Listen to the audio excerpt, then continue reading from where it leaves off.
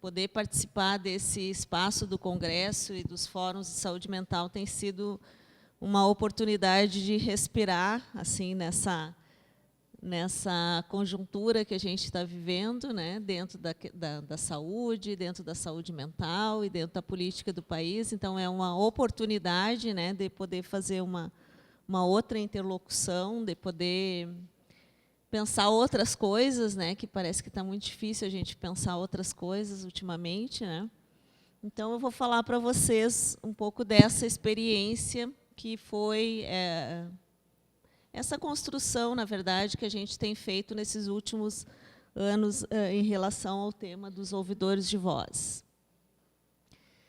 Bom, vou começar falando um pouco, né, que é dessa aproximação com um dos fundadores de todo esse processo, esse movimento, né, que é o professor Marius Romme, lá da Holanda, né, e dessa perspectiva que ele traz da gente poder aceitar as vozes, né, que, no nosso entendimento, é uma contraproposta clínica, né, que, na verdade, foi uma possibilidade para o próprio Marius Romme, construído junto com essa paciente dele, a Patsy, né, que era uma pessoa que ouvia muitas vozes, né, que tinha um diagnóstico, como muitos, de esquizofrenia e que tomava muita medicação e não dava conta de lidar com isso na sua vida diária, né? Já tinha tido várias tentativas de suicídio e, afinal, né, eles tentaram construir uma outra perspectiva, uma outra saída, vamos dizer, dentro da história da Patsy. Então, esse movimento ele começa com esse pensamento, né, que se a gente não pode mudar determinadas variações humanas, a gente tem que aceitar elas. Por exemplo, né, teve um tempo que a gente acreditava, que as pessoas acreditavam que podiam mudar canhotos, né? Inclusive as crianças apanhavam na escola para poder escrever com a mão direita, né? Então, o que eles vão nos dizer é isso, né? Se a gente não pode, por exemplo, mudar canhotos, por que a gente quer mudar as vozes, né? E não entender elas como uma variação humana? Então, a minha aproximação se deu um pouco antes, né, com esse tema, mas eu acho que o ano de 2015 foi muito importante, porque eu fui lá para a Universidade de Turim, né, trabalhar com o professor Mário Cardano, que é um sociólogo, né, que trabalha com sociologia da saúde mental e que tem um livro, né, escrito sobre a experiência do grupo de ouvidores de vozes de Sétimo Torinese, né, que é um lugar assim junto à universidade, à cidade de Turim, e onde ele trabalha esse conceito de neurodiversidade, né, dizendo que é uma outra forma, é uma forma diversa, né, da gente pensar e da gente se relacionar com o mundo, a questão da escuta das vozes, né. Então, ser diferente não significa que, né, todos nós aqui somos diferentes entre nós, né? Então, não significa nada que possa escapar ou fugir, né, daquela razão mais normativa. E, para quem quiser consultar, tem um site, né, na rede italiana, que chama Parla com Levotti, né, que lá eles divulgam todos os congressos, depoimentos de ouvidores de voz e cursos também de capacitação. E tem também, como aqui o Leonardo está ajudando a articular, né, que é um censo dos grupos de ouvidores de vozes do Brasil. Lá eles têm no site os grupos de ouvidores de vozes que funcionam na Itália. É esse o site, né? É interessante entrar e consultar, né? Ele é, claro, interligado à Intervoice, né? E essa experiência lá de Sétimo, né, que Sétimo é um lugar assim muito interessante, né, porque uma questão do acompanhamento do grupo que eu fiz lá, que eu fiquei 1 ano acompanhando esse grupo toda semana, né. E esse grupo ele é um grupo que, como ontem eu acho que uma das pessoas que apresentou o projeto à tarde disse, né, no serviço acontecem muitas coisas ao mesmo tempo. E esse grupo ele é um grupo que acontece no serviço, né, que é um serviço parecido com o que a gente tem aqui como CAPES, né. E esse serviço ele tem, né, tem outras, tem proposta de geração de renda, tem um restaurante que tem uma cooperativa que vários, né, usuários do serviço de saúde mental participam desse restaurante, trabalham nesse restaurante, né? Então tem várias coisas acontecendo ao mesmo tempo do grupo de ouvidores, né? Que isso também é uma questão interessante. Então depois, quando a gente retornou e a gente tentou achar um espaço para contar um pouco essa experiência do grupo de ouvidores de sétimo, nós juntamos uma experiência que é em Sétimo Torinese, um outro grupo que é desenvolvido em São Giuseppe pelo Marcelo Macário, que é um psiquiatra, né, que é um grupo de ouvidores, e um grupo de Gubbio, na Itália, que é um grupo mais que acontece no centro da cidade, não acontece dentro do serviço de saúde, acontece numa área mais cultural da cidade. E a gente conta isso, né, aqui está a Ana Paula, também é autora, né, desse artigo, a gente conta num artigo que a gente publicou na Saúde em Debate, né, a experiência desse grupo. E eu vou trazer aqui para vocês, né, não vou trazer tudo, mas eu vou trazer algumas coisas, né, sobre o trabalho com grupos de ouvidores. Bom, uma das questões, né, dos grupos de ouvidores de vozes, e que a gente trabalhou estratégias e enfrentamentos, né, que eu acho que a primeira coisa assim, para trabalhar com a questão dos ouvidores, eu sou uma trabalhadora, né, sou uma enfermeira, uma professora, é a gente pensar da onde a gente parte, né, que é um pouco os pressupostos, aquilo que vai nos guiar. Né. E, dentre esses pressupostos, né, acho que um dos primeiros é a gente reconhecer, né, que eu, como trabalhadora, eu tenho uma expertise, né, que é aquela que eu aprendi nesses meus 30 e poucos anos, sendo... Agora eu vi o Leonardo, falei do censo, não tinha te visto. Que é essa expertise que eu construí nos meus 32 anos de enfermeira. Né? Mas tem uma expertise que só o ouvidor de voz tem. Né? Só ele sabe como é que é essa experiência de ouvir voz. Só ele sente isso na pele, no corpo, no ouvido, na cabeça. Né? Isso é uma coisa que nós não sabemos. Né? Nós temos que perguntar muito, nós não vivemos isso. Né? Então, partir desse princípio que o ouvidor ele tem uma experiência que é singular, que é uma experiência. Né? Esse foi um movimento, não foi um movimento fácil para mim, né? Porque eu também estudei e também aprendi a ler a experiência como um sintoma. Né? E também ensinei, né, por muito tempo essa leitura. Então, a gente também, nesse lugar de profissional, ele é um lugar difícil para a gente se movimentar em direção à experiência. A gente pode falar bastante que a gente trabalha com a experiência das pessoas, mas quando a gente vai para o concreto, a gente desliza muitas vezes. Né? Então, eu acho que sair desse lugar é uma coisa importante. Né?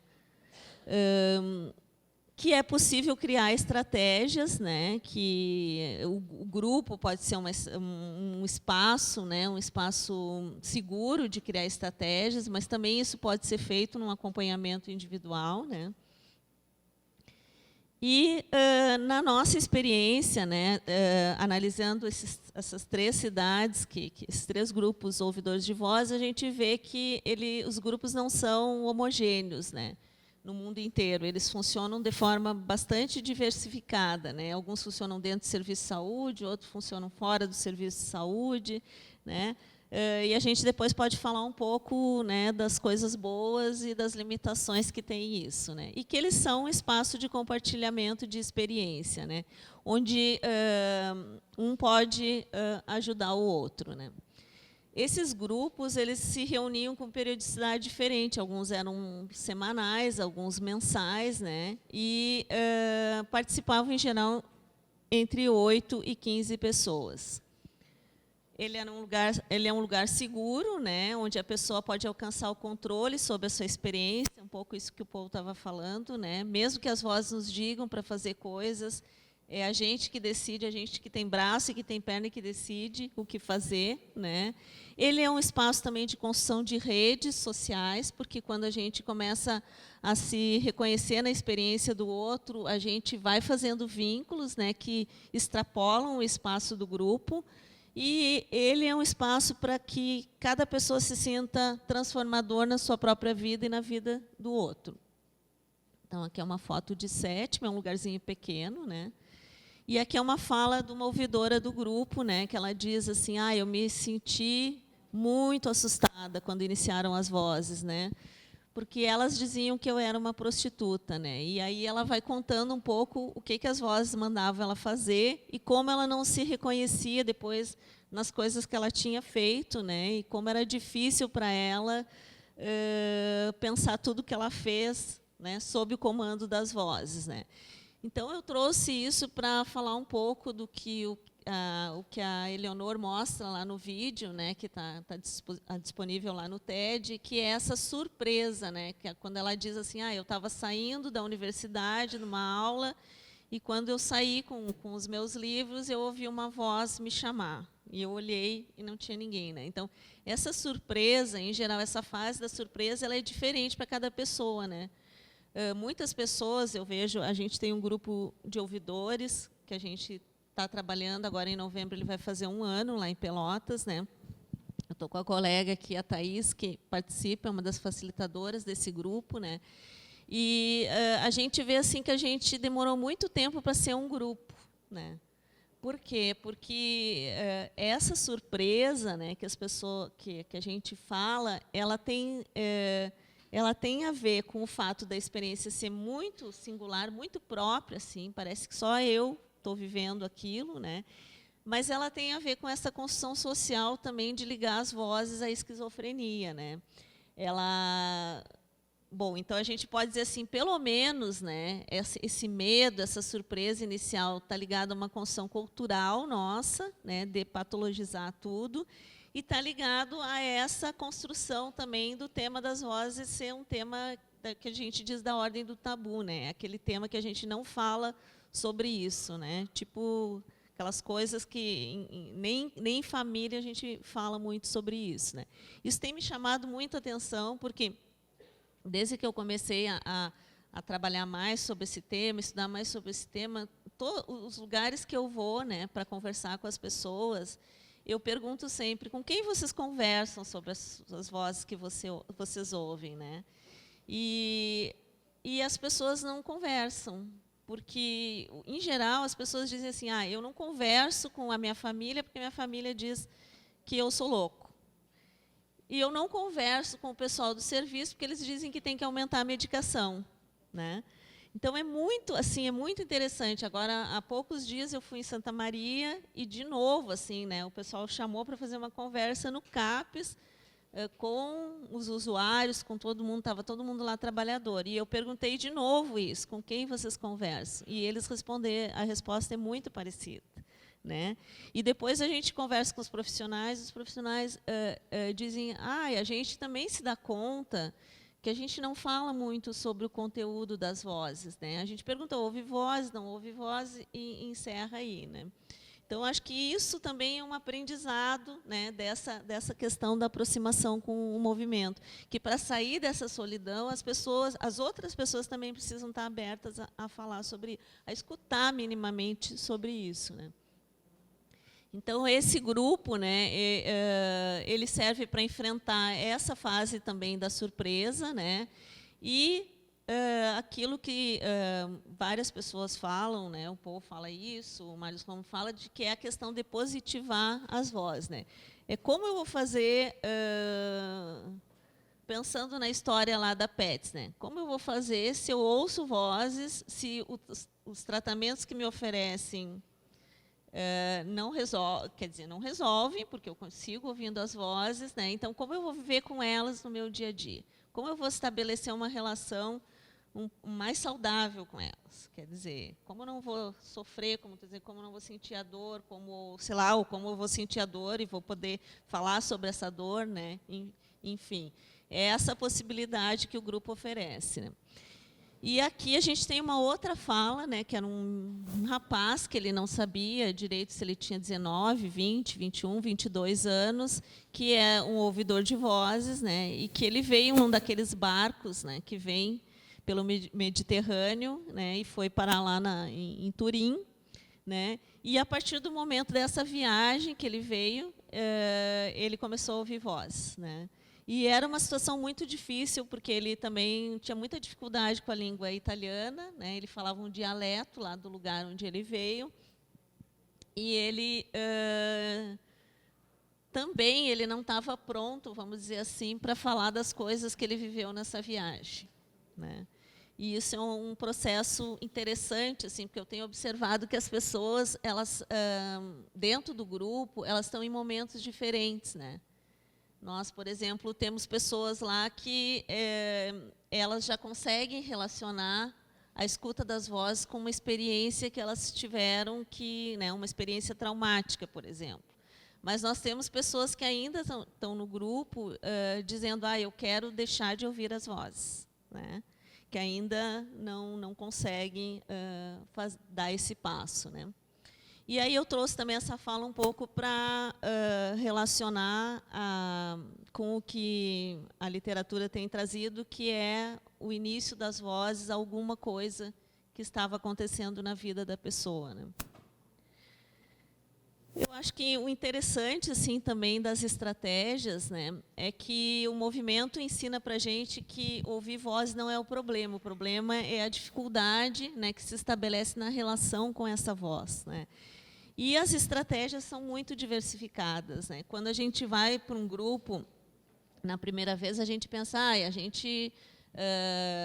o que será que eu sei de estratégia que pode ajudar essas pessoas, né?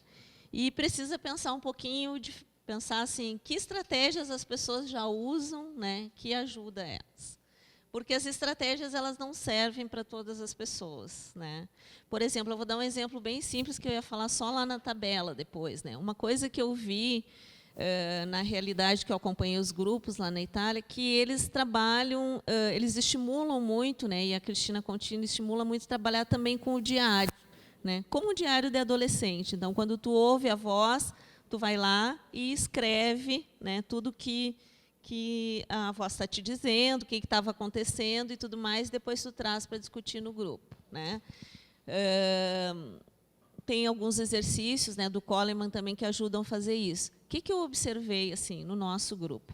A maioria das pessoas não lê e não escreve bem o português, né? Ou algumas pessoas por questões da frequência à escola, outras pessoas porque elas têm usado tanta medicação que isso tem interferido na concentração, na forma de... Então, o diário, no nosso grupo, por exemplo, não funcionou, né? A gente deu lá, não, vamos pegar um caderninho, vamos anotar, vamos fazer experiência de alguns grupos, trazer, alguns trouxeram desenho, outros trouxeram diário, mas, assim, eu acho que duas pessoas que estavam um pouco mais organizadas, assim, que são um pouco mais jovens também, conseguiram trazer registros, né? Então, nem todas as estratégias elas não funcionam assim para todos, né? Então, isso também é difícil, porque no grupo a gente tem que ir aprendendo um pouco com as pessoas o que funciona para ela lidar com as suas vozes, né? Bom, aqui é uma outra foto, né? Por exemplo, eles têm grupo de música, eles têm grupo de cinema para assistir filmes juntos, então isso também vai provocando uma outra circulação, que eu acho que é importante também, né? Porque uma coisa que, depois, quando a gente se dá conta, né, de todas as emoções que essas vozes mobilizam, quando a gente consegue ligar as experiências da vida da gente, e aí? Né? Aí tem um caminho enorme para ser feito, né? Porque a gente tem que pensar como que, se eu estou dando outros sentidos para a minha vida, que outras coisas, né, eu preciso para ressignificar isso, né? E, às vezes, isso vai passar por, sei lá, por coisas como de exercício físico, vai passar por um curso que tu vais fazer, vai passar porque tu vai, né, a vida vai andando e vai projetando outras coisas para ti ali na frente, né? Eu acho que o mais importante de tudo isso, né, e isso era uma fala do grupo, era retomar o poder sobre a sua própria vida, né? As pessoas diziam, né, eu não quero que as vozes me controlem, eu quero eu poder controlar a minha vida, né? E, por exemplo, tinha uma pessoa que o projeto dela era ter uma carteira de motorista e poder dirigir, né? Então acho que também são as coisas que nos ligam, né, e os projetos que nos movem. Então, um grupo de ouvidores é um grupo também de falar de cada um dos seus projetos, né? E eu acho que uma outra questão, né, que é importante também enquanto pressuposto é que as vozes elas vão expressar algum tipo de pensamento, de sofrimento, alguma coisa que a gente viveu, né?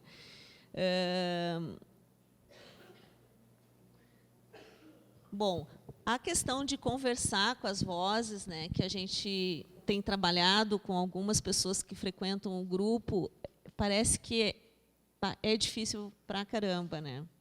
Assim, a primeira reação que as pessoas têm tido é dizer não, né? Não vou falar com as vozes porque às vezes elas até não dizem, às vezes elas dizem claramente, não vou falar porque eu tenho medo das vozes, né? Eu lembro no último grupo a gente perguntou, né? Tu está ouvindo alguma voz aqui te dizendo alguma coisa? Ela disse não, eu estou ouvindo, né? E quando a gente faz assim, bom, então pergunta para ela tal coisa, né? A pessoa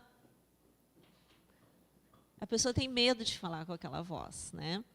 Então a gente tem visto assim que algumas coisas são o processo de cada um, né?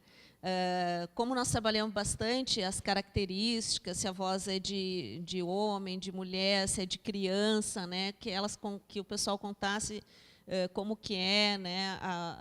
Como que a voz está se apresentando. Hoje a gente já está num momento que alguns pensam na possibilidade e alguns até alguém faz um exercício de tentar falar com essa voz, mas não é um caminho fácil. Eu vou dizer para você assim, não sei se é porque a gente também está com um grupo. Talvez isso influencie, acho que influencia, né, que é um grupo que está dentro do serviço, e aí estar dentro do serviço tem algumas amarras, sim, né? Eu acho que tem algumas coisas que são interessantes, que tu provoca os outros a, pelo menos, se incomodarem ou pensarem sobre o que é, né, essa nova abordagem. Mas, ao mesmo tempo, tu também trabalha com pessoas que usam bastante medicação ainda, né, que eu acho que dificulta, né, o trabalho, porque, de alguma forma, abafa também bastante, né, da questão da possibilidade da gente trabalhar com o conteúdo da voz, né.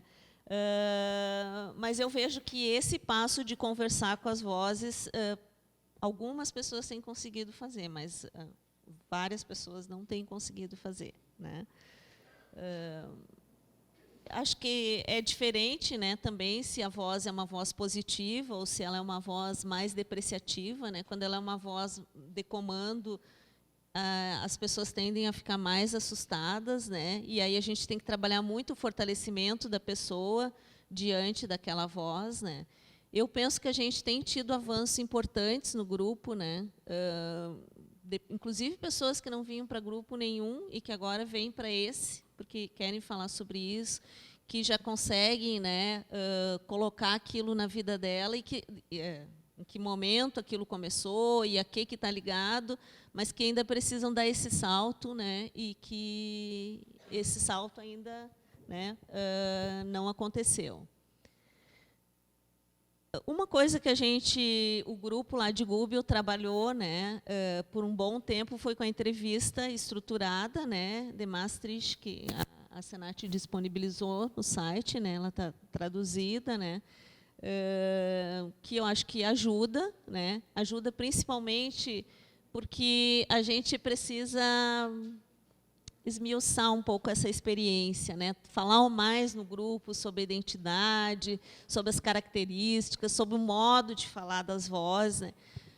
Por exemplo, eu tinha muita dificuldade no grupo de entender, tinha duas pessoas que elas sempre diziam assim, não, eu ouço uma voz que me chama, e daí eu vou lá atender, e não tem ninguém, né? E daí eu pergunto para outra pessoa, né? Uma estratégia que ela usa. Tu ouviu essa voz? E a pessoa dentro de casa, não, eu não ouvi nada. Mãe, para com isso, né?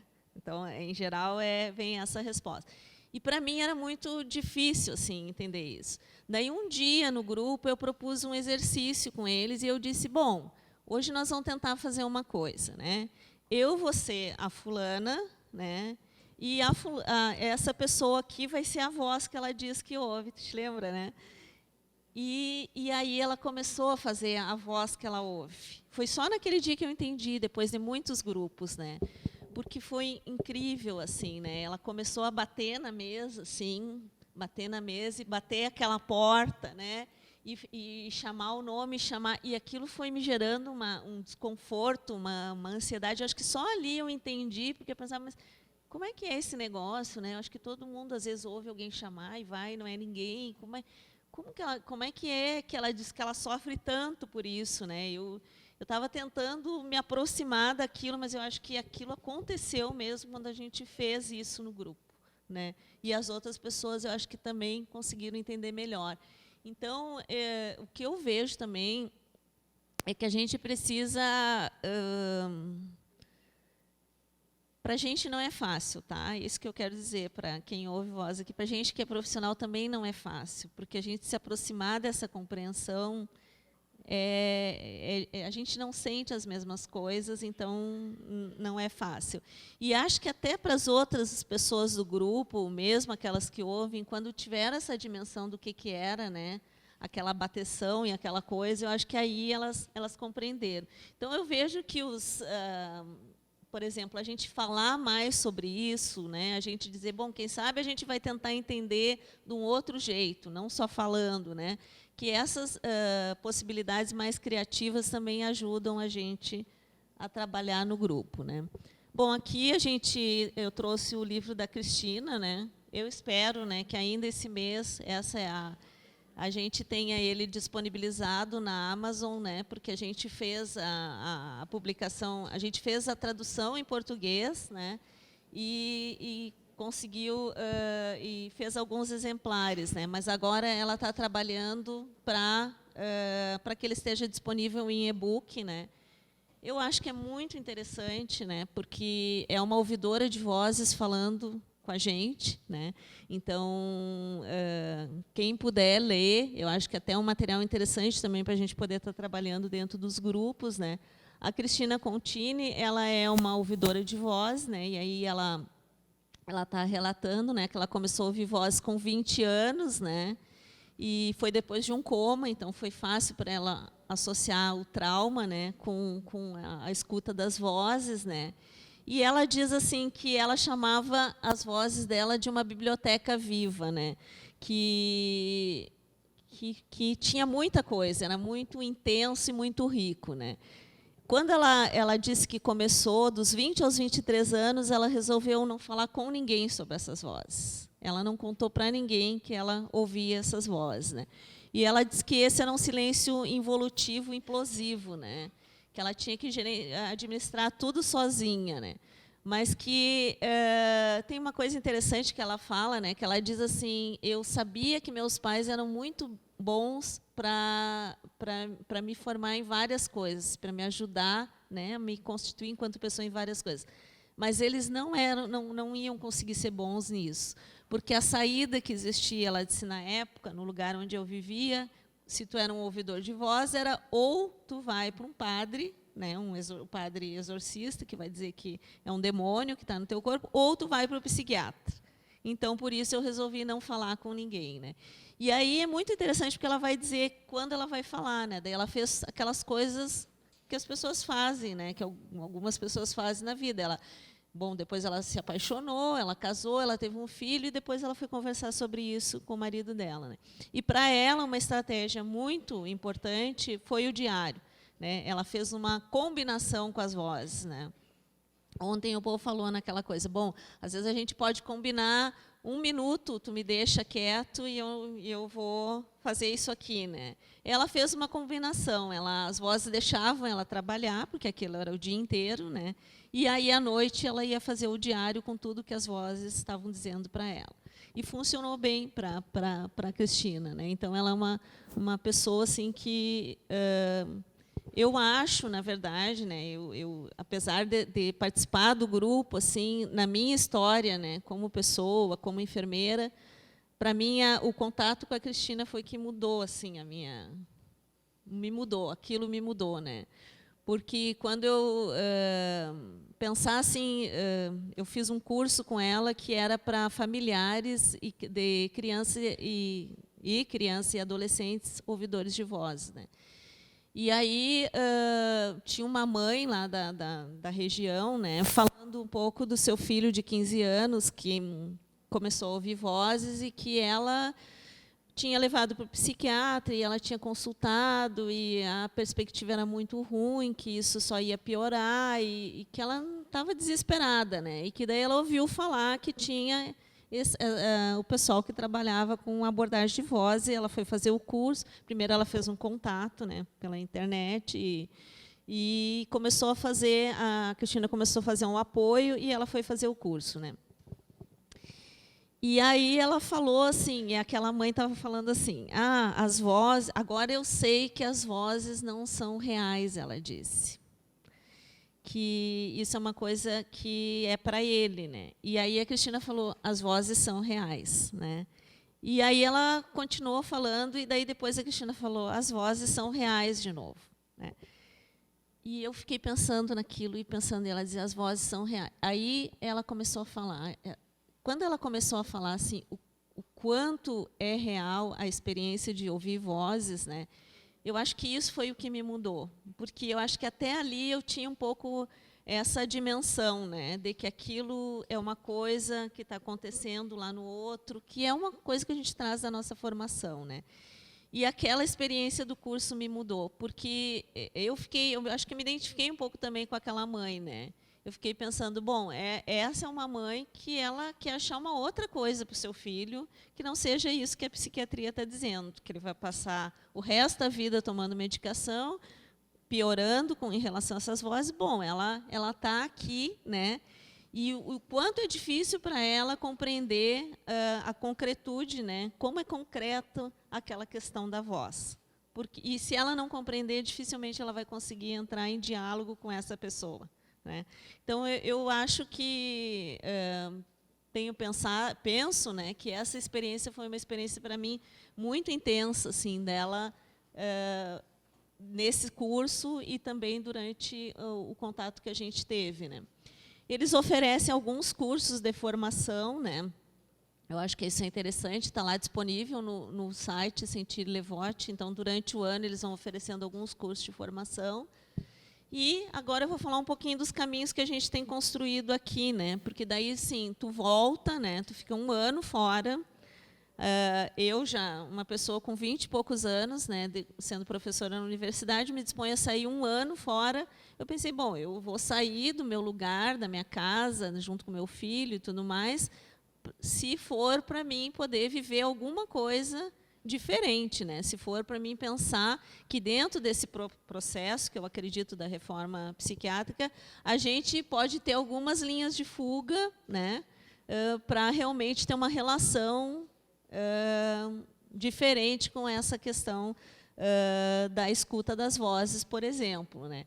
E quando tu volta, tu não sabe muito o que fazer com tudo aquilo que tu viveu, né? E aí tu pensa, eu só pensava assim, uma coisa que não me saía da cabeça. A Cristina dizia, não, vocês têm que dar um jeito. Se no Brasil a maior parte das pessoas não fala inglês, não lê inglês, né? Bom, vocês têm que dar um jeito de traduzir isso para o português, né? Porque no momento que as pessoas começam a tomar, como vocês, né, estão aqui no Congresso, no momento que a gente começa a tomar contato com isso, com essa discussão, com essa abordagem, a gente parece que isso gera um movimento por si só, né?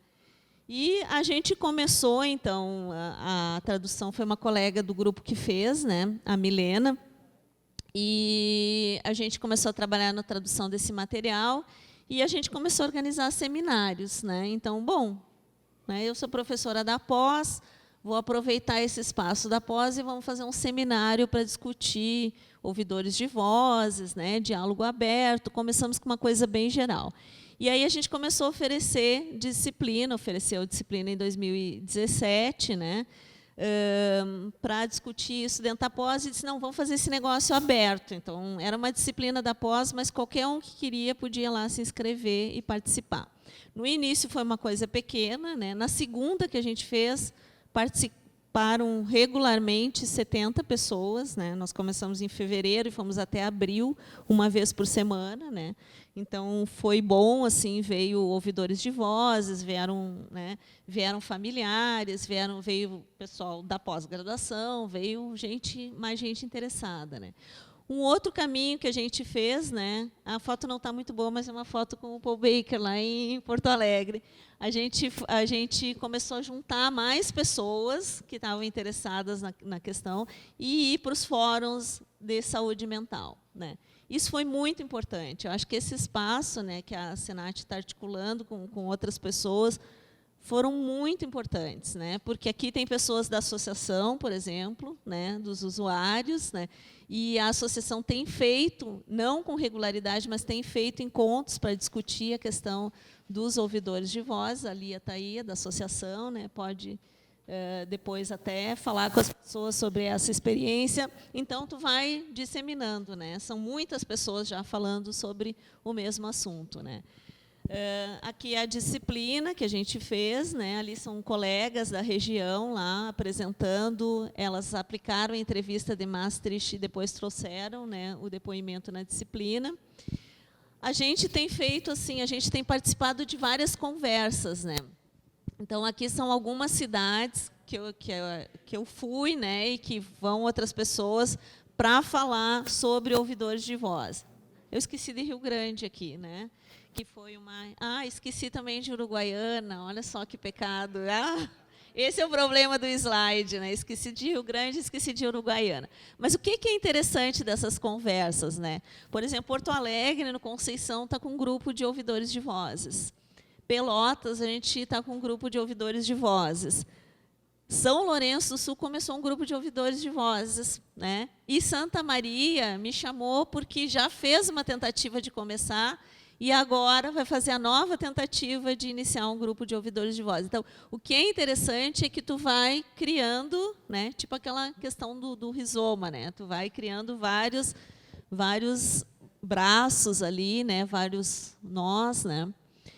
Depois, o ano passado, a gente fez um seminário com o Mário Cardano, foi muito interessante, dentro da universidade, né?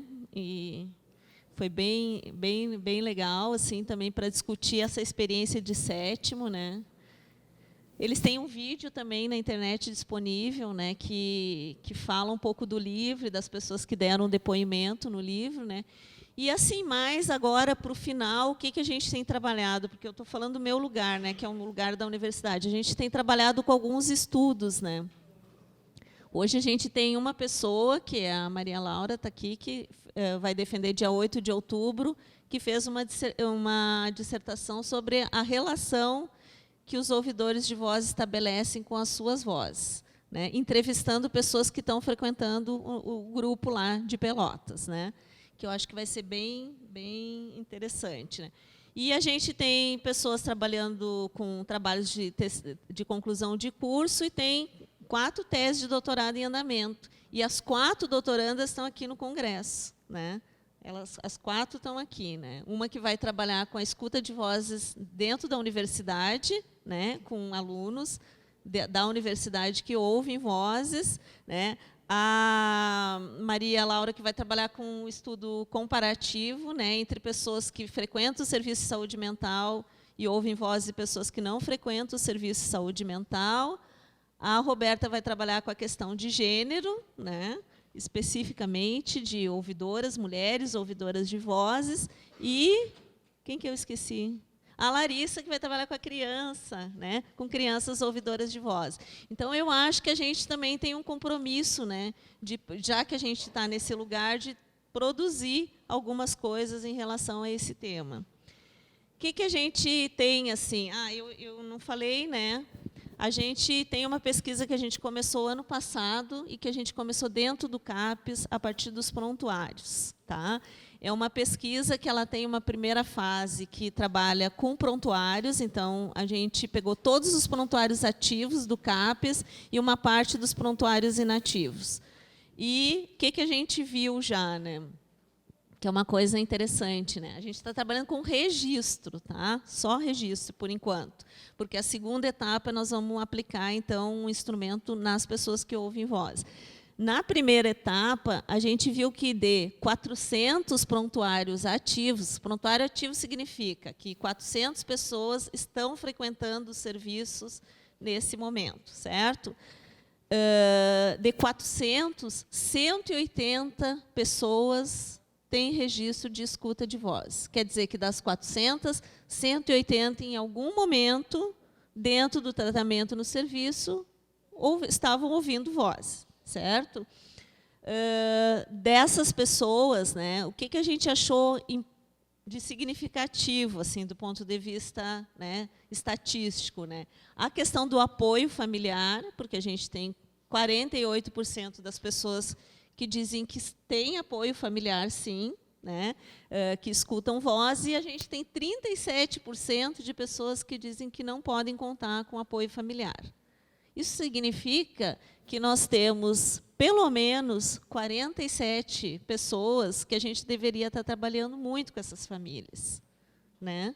Porque essas famílias elas não estão achando jeito de apoiar essas pessoas, elas não estão compreendendo a experiência que as pessoas estão vivendo. A gente também conseguiu ver que tem uma relação com ideação e risco de suicídio, a questão das vozes, né, dentro do CAPES, porque 54% das pessoas que ouvem voz, em algum momento, elas tiveram ou ideação ou elas tiveram uma tentativa, né? A gente também sabe que a maioria delas são mulheres, né, que elas estão numa faixa etária, principalmente entre 30 e mais de 50 anos, né? São pessoas mais maduras, uma parte é casada, uma parte é solteira, tá proporcional, 30 e 35, né? A maioria delas tem filhos, né? A maioria reside com a família, e a escolaridade, pelo menos, né, dessa população que a gente trabalha, a maioria tem ensino fundamental incompleto.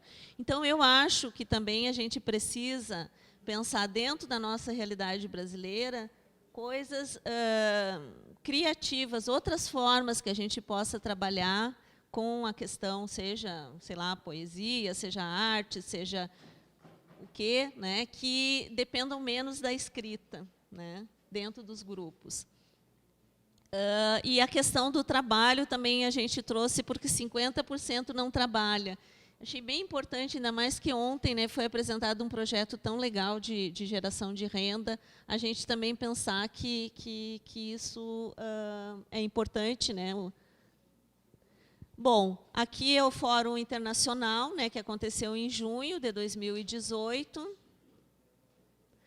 A gente teve a oportunidade de estar com a Olga lá em Pelotas, né? Foi uma oportunidade muito interessante, né? Porque a Olga, ela também tem uma experiência, né, de trabalhar como enfermeira e, né, da saúde mental. Ela teve internação por muito tempo, é uma ouvidora de vozes. Foi uma conversa muito interessante.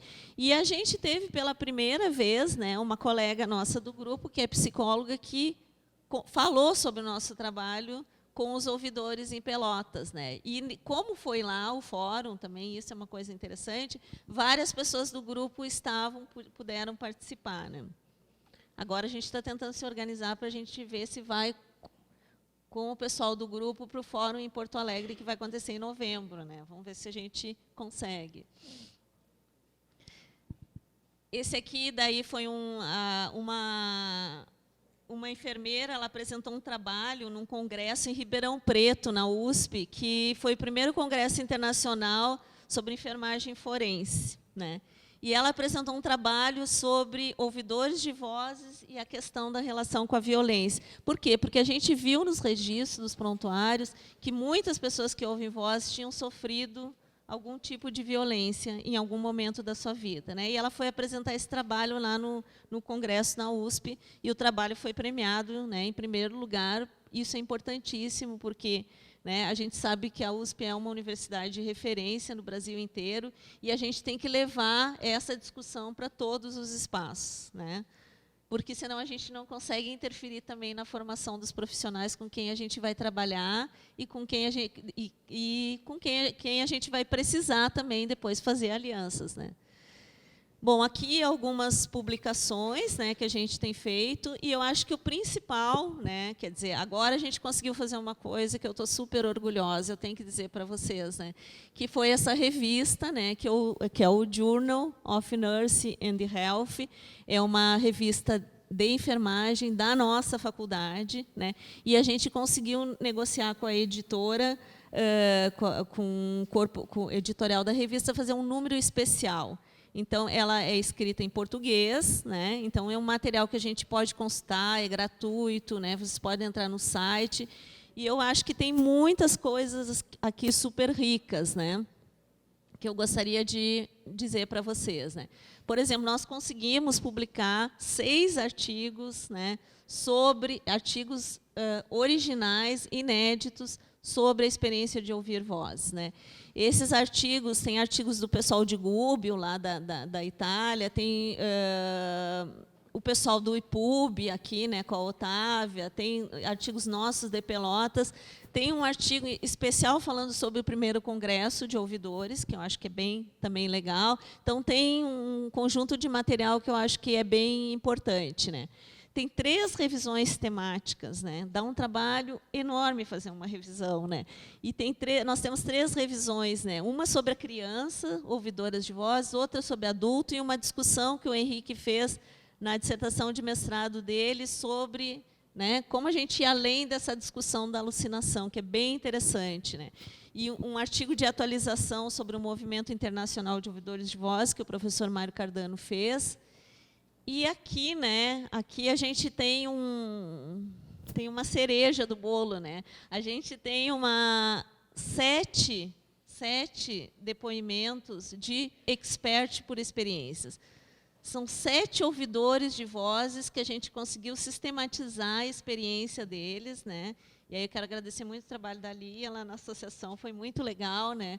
O pessoal que mandou também, o Henrique, né, fez uma conversa com o ouvidor de vozes de Brasília, nos mandou, a gente conseguiu sistematizar, né? O pessoal lá, a Cristina também, né, tem um depoimento ouvidor lá da região dela. Então, são 7 ouvidores de voz contando para a gente como é que é a experiência deles de ouvir voz. Tá? É muito rico, gente, é muito rico mesmo, né? E na terceira parte, nós trabalhamos com o material do primeiro congresso, que foram as narrativas, né? E que também é a história, né? É um jeito da gente começar a registrar a nossa história no Brasil, do movimento de ouvidores de voz, né? Nessas narrativas, a gente tem, falando sobre o nosso primeiro grupo de ouvidores no Brasil, que foi no IPUB, né, que começou lá no Rio de Janeiro. A gente tem a narrativa do Otávio Serpa, que é um professor lá do IPUB, psiquiatra, né? Da Erotildes, que foi foi a primeira pessoa também, uma das primeiras pessoas, junto com o Otávio, que escreveu que começou a falar sobre ouvidores de voz no nosso país, né? Da Otávia, né? Do Abimael, que coordena o grupo de ouvidores, né, do Rio, do Henrique, né, que falou no congresso anterior, né, que é um psicólogo, que é ouvidor de voz e que coordena o trabalho lá em Brasília, do Leonardo, que está aqui, né, o Ron Coleman, que esteve conosco, né, no congresso anterior, que é uma entrevista também muito rica, e o Paul Baker, né, que tem tido um papel importantíssimo nessa construção da nossa caminhada no Brasil, certo? Então, eu acho que vale a pena vocês consultar esse material, né? A gente publicou o manifesto que a gente tirou, né, por aclamação na Assembleia do último Congresso de Ouvidores de Vozes.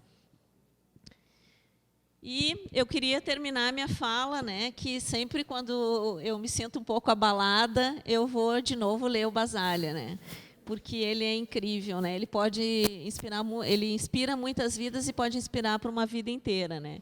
E ele diz que não existem pessoas normais e anormais, né, mas mulheres e homens com pontos fortes e fracos, e que é papel da sociedade, quer dizer, papel nosso, né, agir de modo que todas as pessoas sintam-se livres e que ninguém se sinta sozinho. A gente sempre tem que pensar nisso, né? Que as pessoas se sintam livres e que ninguém se sinta sozinho. Toda vez que eu falo isso, eu me arrepio, sinceramente, né? E eu vou terminar com a bandeira, né, por uma sociedade sem manicômios, porque eu acho que nós temos muita luta pela frente aí, certo?